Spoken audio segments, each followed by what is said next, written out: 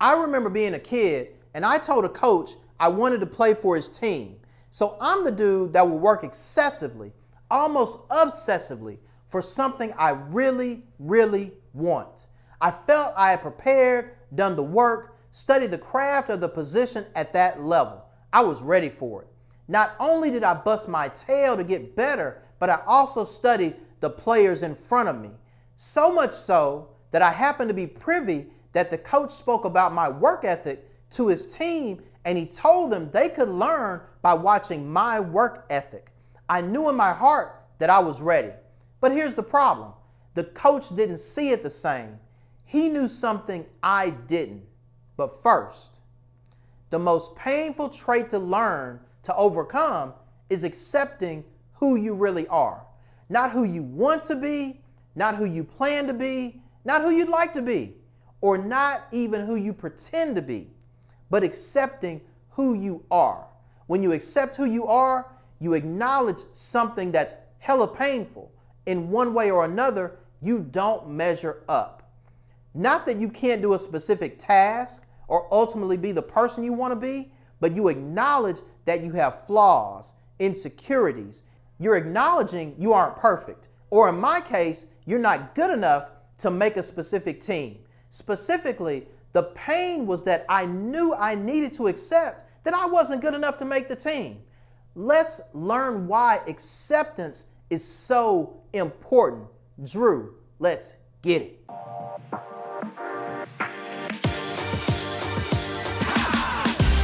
Acceptance is a superpower.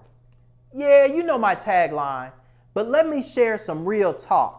Acceptance, much like charisma, really is a superpower for many of us. When you accept who you are, you get real. You become accountable to yourself. You accept what you do well and what you don't do well. You accept your thoughts and feelings. But notice, I haven't said anything that you need to change to get better or find a 12-step program or a new diet. None of that. This is when you sit and look at your life internally and externally. You realize your external life is directly related to the choices you've made. Your internal life, your cognitive mind, your soul, your feelings, and your spirit is who you really are. God made you this way. Rock with it, bruh. For example, I was sarcastic before I could probably hold my first sippy cup with one hand. I didn't ask for that trait, but it's a part of who I am, internally, intrinsically. If I'm not being funny and sarcastic, you probably need to check on me. I must be sick or you're talking to a clone, because that's who I am.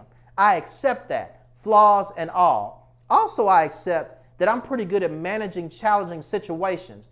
I know when to push forward, but more importantly, I know how and when to de-escalate. I accept this is a part of who I am. So try this exercise. Ask this question to 3 people that are close to you. What are 2 things that you're good at and 1 thing you don't do well or you could do better? Write them down. 6 positives and 3 negatives. Think about those 9 traits that you have. Don't think about changing them. Just look at them over your life. You could write something about you and each of those traits. However you process, the goal is for you to accept each of these things are a part of who you really are. Acceptance is awareness. Have you ever heard someone say, that dude is not self-aware? We know they're saying that there are things that they display about themselves that really show up as them being not aware of what they're saying or doing.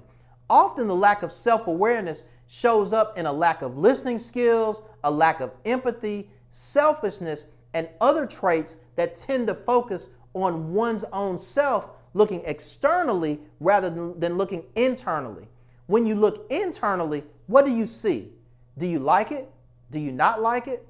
But have you made peace with what you see when you look internally? Do you accept what you see? When you look at people without fail, you'll find that people who do not fully accept who they are almost always lack self-awareness.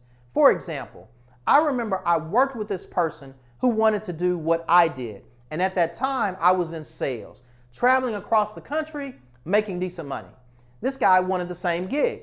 So I got some of my management team to allow him to travel with me. And I could train him from time to time on the company's dime, mind you, to prepare him for the new role. But when it came time to book the travel, he wouldn't do it. Like ever. I never could get him to explain to me why he wouldn't book the travel. Then one day my manager explained it to me. He's not accepting the fact that he's not built for the grueling travel schedule, working on the road and seeing his family at longer intervals than he would like. He knows he wants the money and what he thought was prestige, but he wasn't self-aware enough to know whether it was really a fit for him or not. Let me tell you, everyone wants $1 million, but everyone doesn't want to work for the $1 million. When you learn to accept who you are internally, you can become instantly self-aware of what you can and can't do, what you will and won't accept, and who you desire to become externally. Acceptance defines boundaries. People are quick to tell you what they think your limitations are. It's not difficult to hop on social media and tell the world you plan to own a company or be a rock star and get more hate and slander than you could ever imagine.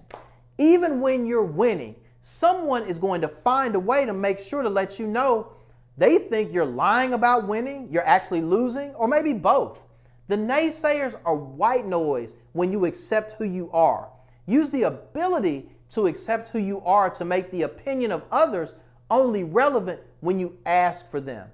You see, when you accept who you are and you make a video that gets 10 likes and a few negative comments, or you write a blog and only 3 people read it, or you host a podcast and you get a whole 17 downloads, you understand the external metrics of life only matter to the extent that you allow them to.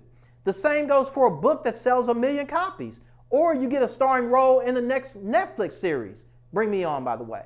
The acceptance that you are enough, regardless of the hating or the fanfare, keeps you grounded. It also provides you the space to set the boundaries you need to set for your life and your situation. There's a little cheat code in accepting who you are, bruh, that I want you to remember. When you accept who you are, people have to accept who you are too. And fam, that's life-changing when you think about it. We could do an entire video on how you level up when these jokers start seeing you the way you see you. We might just do that in the future, but I'm just saying. As a matter of fact, in case you missed it, I'm Jay Hurt. Welcome to the Confident Charismatic, where we talk about charisma, confidence, and winning in life, and today, acceptance. I hope you have several takeaways from this video, but if you only have one, my man, you are more than enough. When you make the decision to lean in and fully accept who you are and be good with that, in this specific case, acceptance is your superpower.